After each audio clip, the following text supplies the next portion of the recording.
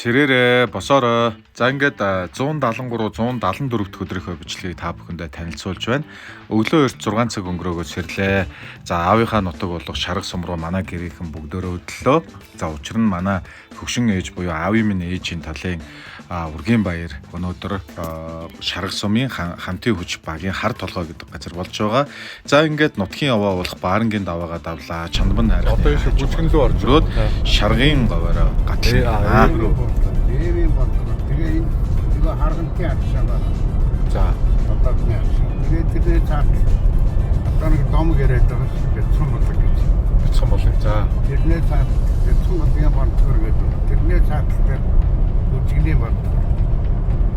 Бүжгэн тэнээр үлдсэн. ингээд аавыгаа Шаргын говоор өөрөө машинаа бариад, өөрөө дураараа давхиад, өөрөө түүхээ яриад явах бол манай аав дуртай. За ингээд гэр бүлээрээ хамтдаа Шаргын говоо гатлаад хар толгой дээр манай ах トゥ хамаатан садан бөөнөрөө цуглан ингээд ах トゥ нар хоорондоо золгон сайхан хоорондоо мэдтэй устаа уулзлаа.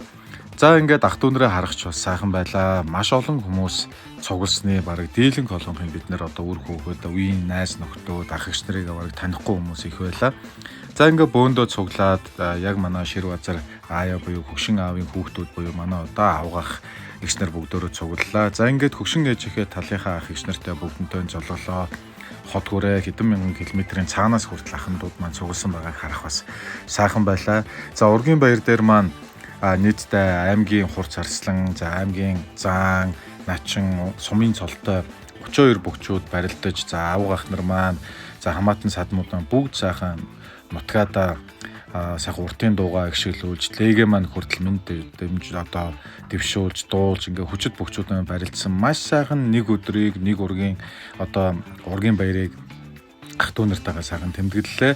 За ингээд Ургийн баяр маань өндөрлөж бид нар бас цаг хугацаад авчуу байгаа учраас одоо гар дээрээ сунааж аваад за хасагт хайрхан буюу 3 богдынхоо тийшээ манай одоо Батшиг ахынд маань чон маш их байна, ирвэс их байна. Таад маань нэгэнт ирсэн юм чинь манай нутгийн сайхныг ус үзээд яваа гэсний дагуу дээд хайрхан лугаа буюу хасагт хайрхан 3 богд руугаа одоо оройдоо явлаа. За үнэхээр машин явхад маш хүнд энэ газар ирлээ.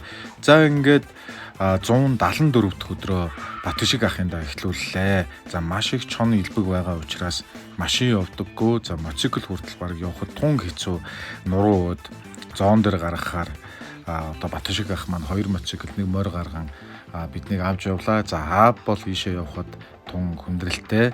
За аав нь явахгүй гэсэн учраас ах одоо бас хашаад үгийнхээ хамт бид нар дээшээ одоо мотоциклтэй, за мотоцикл явахгүй газар алхаж явлаа.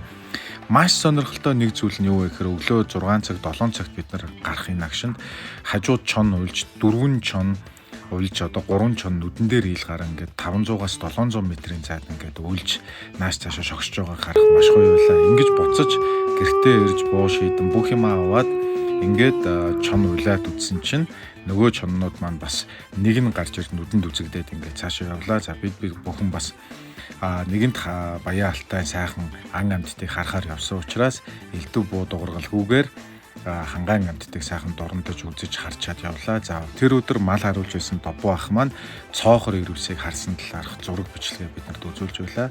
Баян алтай үнэхээр сүрлэг сайхан ан амьтад бууг, ирвэс, чом олон сайхан амьтдыг бид бүхэн бас энэ хангаан бас нэг зэрлэг онгон зэрлэг зоон дээрээс харсандаа бас баяртай байна.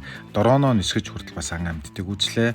Найрсгаар хүлээж авч баян алтай ан амьтдаа үзүүлсэн ах эгч нартай баярлалаа.